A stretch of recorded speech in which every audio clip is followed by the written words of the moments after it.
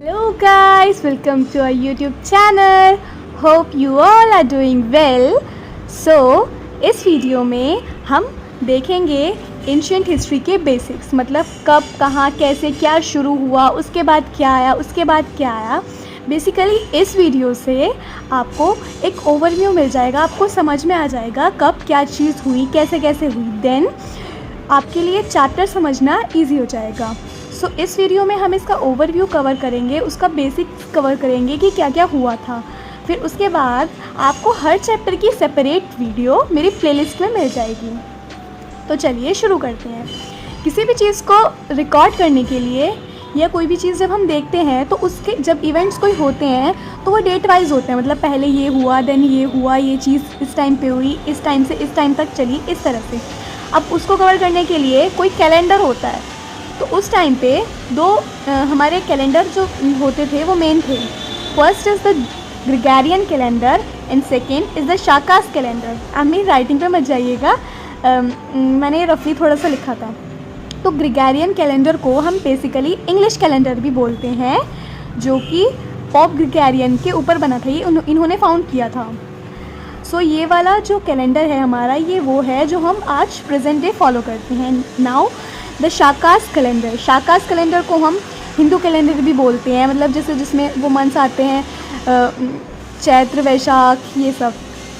तो हमारा Gregorian calendar में अब हम तो 21st सेंचुरी में है, तो ऐसे समझेंगे हम इसके थ्रू।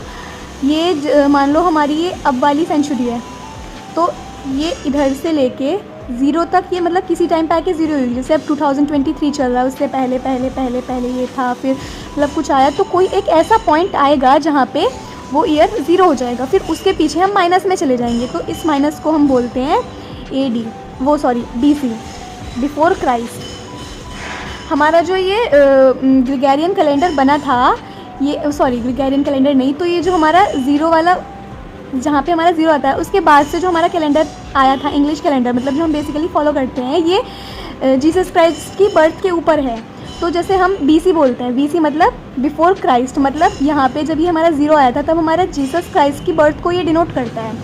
तो उससे पहले BC था, तो उससे पहले की जो भी माइनस में आएंगी, मतलब इधर वाले, तो जो ज़ीरो के बाद वाले होते हैं उनको AD बोलते हैं, यानी एनो डोमिनियो, एक लैटिन वर्ड है जो कि क्राइस्ट के जन्म के बाद वाली चीज़ है। और उससे पहले जो था वो BC, उसको BC बोलते हैं, मतलब बिफोर क्राइस्ट। जैसे ये हिस्ट्री में हमारी बहुत सारी वर्ड्स आते हैं, CE, BCE, AD, तो उसका भी इसी से पूरा कनेक्शन है, आप इससे उसको डिकोड कर सकते हैं।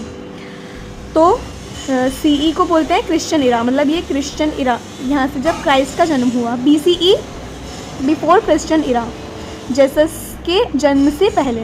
AD एनो डोमिनियो, मतलब जब क्राइस्ट का जन्म हो गया उसके बाद वाला AD।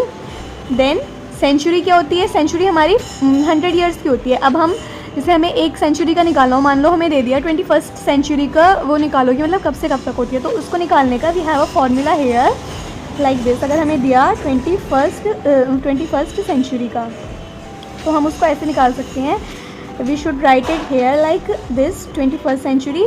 तो फिर जब स्टार्ट हुई तो 21st तो हमारी यहाँ आ जाएगी, तो जब वो स्टार्ट हुई तो वो स्टार्ट होगी। अब हमारा सेंचुरी तो समझ में आ चुका है। सेंचुरी क्या होता है? 100 ईयर्स की होती है, और उसको ऐसे लिखते हैं, मतलब जैसे 21st सेंचुरी का दिया तो पहले ये लिखेंगे, और फिर उसका मतलब उससे 100 साल पहले से जो स्टार्ट होती है वो। अब हम देखेंगे कि जो हिस्ट्री है इसको 3 पार्ट्स में डिवाइड किस ने किया और किस बेसिस पे किया। तो इसको पहले डिवाइड किया था ब्रिटिशर्स ने किस बेसिस पे डिवाइड किया था? पहला तो उन्होंने अर्लीस्ट टाइम, मतलब सबसे शुरू से लेके 7th सेंचुरी तक पे डिवाइड किया था। मतलब सबसे शुरू कौन सा होगा, मतलब एकदम बिगिनिंग से लेके 7th सेंचुरी तक, तो उसको उन्होंने एंशिएंट इंडिया बोला था। उन्होंने बोला था कि इस टाइम पे मतलब कोई डेवलपमेंट्स वगैरह नहीं हुए थे, हमें कुछ पता नहीं था, तो इसलिए। फिर मेडिवल इंडिया में जब मुस्लिम्स ने इन्वेड किया, पहले किसने इन्वेड किया था? 712 में मोहम्मद बिन कासिम। हमने हिस्ट्री 12th क्लास की हिस्ट्री में आपके पास जिसके पास ह्यूमैनिटीज़ होगी उन्होंने पढ़ा होगा कि 712 में मोहम्मद बिन कासिम ने इन्वेड किया था, और मतलब वो बहुत पढ़े लिखे थे उस तरीके से। तो उन्होंने फिर मेडिवल इंडिया को ऐसे डिवाइड किया कि 8th सेंचुरी से 18th सेंचुरी तक मुस्लिम्स आए थे, उन्होंने इन्वेड किया था और उन्होंने फिर रूल करना शुरू कर दिया था। देन मॉडर्न इंडिया को उन्होंने ऐसे डिवाइड किया कि 18th सेंचुरी से लेके एडी तक, एडी मतलब एडी हमने अभी ऊपर पढ़ा था, एनो डोमिनियो मतलब जीसस क्राइस्ट के बर्थ के बाद तक उन्होंने उसको ऐसे डिवाइड किया कि फिर 707 में औरंगज़ेब मर गए तो उनका रूल ख़त्म हो गया। अब ये फ़िलॉसफी थी ब्रिटिशर्स की। अब हम देखेंगे इंडियंस की फ़िलॉसफी हिस्ट्री को डिवाइड करने के पीछे क्या थी। तो इंडियंस ने जो हिस्ट्री को डिवाइड किया था वो इस बेसिस पे किया था कि एंशिएंट को तो उन्होंने ऐसे किया था कि political unity was there till 7th century mainly in north west India, कि इंडिया में पॉलिटिकल यूनिटी थी 7th सेंचुरी तक। मतलब उन्होंने टाइम तो वही रहन दिया जो ब्रिटिशर्स ने किया था, from the earliest time to 7th century. Ancient India का time earliest time to 7th century था, मतलब उन्होंने टाइम्स तो वही रहन दिए जो ब्रिटिशर्स ने डिसाइड किए थे, बट उसको डिवाइड करने की फ़िलॉसफी इंडियंस की अलग थी। तो पहला तो ये थी एंशिएंट इंडिया की फ़िलॉसफी, एंशिएंट इंडिया की फ़िलॉसफी इंडियंस की ये थी एंशिएंट इंडिया को डिवाइड करने की कि उस टाइम पे नॉर्थ वेस्ट इंडिया में मेनली पॉलिटिकल यूनिटी, मतलब उस टाइम पे बहुत यूनाइट थे सब लोग इंडिया के, और मेनली यूनिटी थी नॉर्थ वेस्ट इंडिया में। फिर मेडिवल इंडिया का टाइम पीरियड सेम होगा जैसे हमने अभी बताया कि 8th century to 18th century, लेकिन फ़िलॉसफी अलग होगी बस। वो फ़िलॉसफी थी ब्रिटिशर्स की, ये है इंडियंस की। Fragmentation, now new dynasties emerged, no unity. हमारी एंशिएंट में यूनिटी देखने को मिली थी और इसमें कोई यूनिटी नहीं थी, फ्रेगमेंटेशन हो गया था बहुत ज़्यादा और नई नई डायनेस्टी अब आने लग गई थी। देन मॉडर्न हिस्ट्री को उन्होंने ऐसे डिफ़ाइन किया था, मतलब उसका डिवीज़न ऐसे डिफ़ाइन किया था कि इस टाइम पे बहुत कॉलोनाइजेशन हुए और फिर रिपब्लिक जब कॉलोनी बना लिया दूसरी कंट्रीज़ ने इंडिया को अपनी, फिर उसके बाद उनको जब रिपब्लिक मिली तो उन्होंने मॉडर्नाइजेशन किया। This is the philosophy of Indians. अब देखेंगे कि जब ये सब डिवीज़न तो हो गया, अब हम अपनी मेन एंशिएंट हिस्ट्री पे आते हैं। तो पहली पैलियोलिथिक, हमारा पहला स्टोन एज थी। स्टोन एज में क्या क्या आता है हमारा? Paleolithic, mesolithic and neolithic and the chalcolithic. तो पैलियोलिथिक 2 मिलियन ईयर्स से 2 मिलियन BC टू 10,000 BC के बीच का टाइम पीरियड था। पैलियोलिथिक टाइम पे लोगों को कुछ नहीं आता था, वो सिर्फ ऐसे ही स्टोन के छोटे मोटे टूल्स बना के और उससे अपना जो भी गुजर बसर होती थी वो करते थे। Then we comes to the mesolithic period. अब मेसोलिथिक पीरियड में थोड़ा सा मॉडर्नाइजेशन आया। अभी हमारा पैलियोलिथिक कहाँ ख़त्म हुआ था? 10,000 BC पे। मेसोलिथिक स्टार्ट होता है 10,000 BC टू 8,000 BC। अब मेसोलिथिक में नई चीज़ ये थी कि नाउ माइक्रोलिथ्स इंट्रोड्यूस होने लगे थे, छोटे छोटे स्टोन के टूल्स बनाने लगे थे एंड दे पॉलिश्ड देम, और अब डोमेस्टिकेशन होने लगा था एनिमल्स का। अब देखेंगे न्यूलिथिक हमारा, जब मेसोलिथिक हमारा 8,000 BC पे हमारा वो ख़त्म हो गया था, तो अब 8,000 BC से 4,000 BC से तक हमारा न्यूलिथिक पीरियड स्टार्ट होता है। अब हमारी पहली साइट न्यूलिथिक कल्चर की थी मेघारन। अब हमने इन चारों चीज़ों में पैलियोलिथिक, मीज़ोलिथिक, न्यूलिथिक और चालकोलिथिक में एक चीज़ कॉमन देखी है, वो ये है कि हमें इन चारों में कोई भी रिटन रिकॉर्ड नहीं मिल रहा है, या फिर हमें कोई भी चीज़ मतलब रिटन में नहीं मिली जिससे हमें पता चले कि ये हुआ है। हमें सिर्फ उसके आर्कियोलॉजिकल रिमेन्स से पता चला है।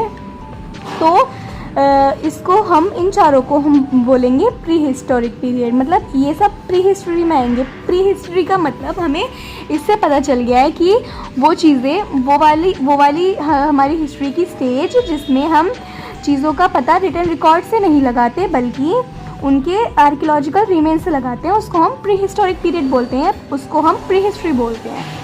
अब आती है Indus valley civilization. Indus valley civilization को हम ब्रोंज एज भी बोलते हैं, जो कि 2700 टू 1800 BC तक चली।